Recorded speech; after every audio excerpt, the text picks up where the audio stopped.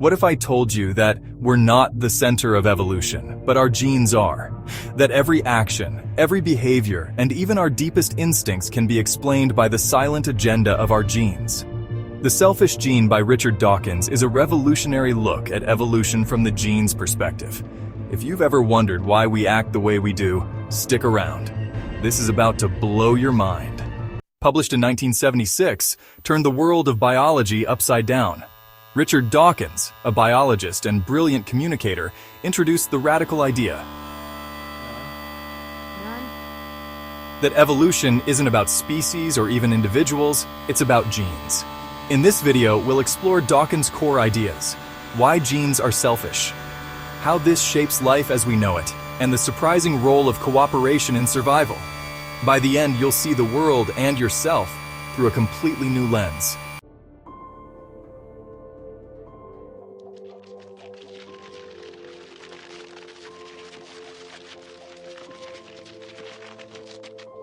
From altruism in ants to parental love in humans, the natural world is full of behaviors that seem counterintuitive to Darwin's survival of the fittest. Why would an animal sacrifice itself for another? Why do some species cooperate instead of competing? Dawkins' answer is groundbreaking.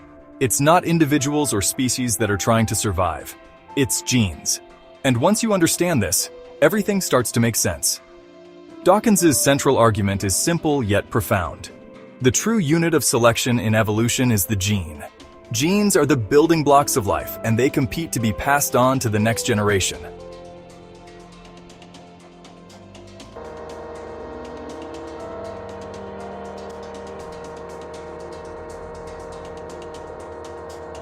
While organisms like you and me are temporary, our genes can live on indefinitely, as long as they're good at replicating. Dawkins calls organisms like uses survival machines, built by genes to help them achieve their goal of replication. When Dawkins says genes are selfish, he doesn't mean they have intentions. Instead, selfishness describes how genes are selected based on their ability to promote their own survival.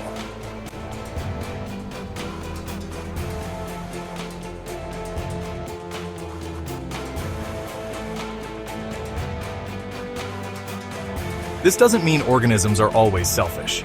In fact, cooperation and altruism often emerge, not to help others, but because they ultimately benefit the gene. Here's where it gets fascinating. Why do some organisms help others, even at their own expense? Dawkins explains this through two key concepts: kin selection and reciprocal altruism.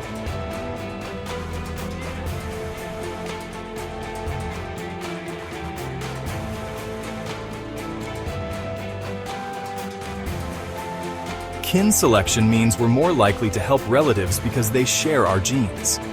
By helping them survive and reproduce, we're indirectly ensuring the survival of our genes.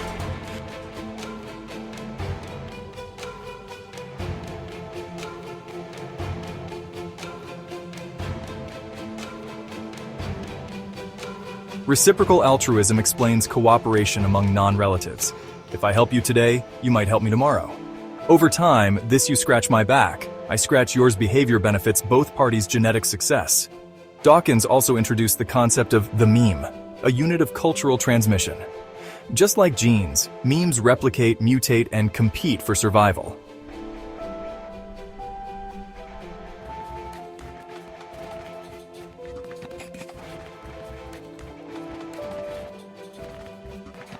From catchy songs to religious beliefs, memes shape human culture. They're a fascinating extension of evolution, showing that ideas evolve just like life does. So what does all this mean for us? Dawkins challenges us to rise above our genetic programming. While our genes may be selfish, we have the capacity for empathy, cooperation, and creativity.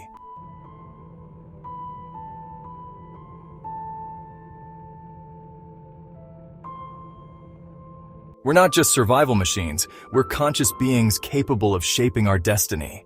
The key takeaway from the selfish gene is this: evolution is about genes, not individuals or species.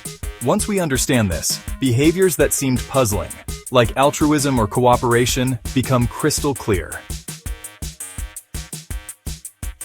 It's a paradigm shift, showing us that the complexity of life boils down to simple rules at the genetic level. Let's quickly recap what we've learned. Genes, not individuals, are the true drivers of evolution. Selfish genes don't mean selfish organisms. Cooperation often benefits genetic survival. Altruism can be explained through kin selection and reciprocal altruism. Memes are the cultural counterpart of genes, shaping human society. We have the power to rise above our genetic programming and choose how we live.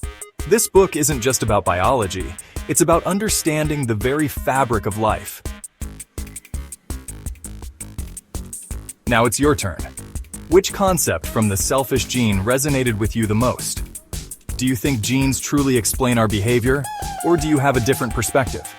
Let's discuss in the comments below. And if you found this breakdown as fascinating as I did, don't forget to like this video, subscribe for more thought-provoking book summaries, and share it with someone who loves science and philosophy.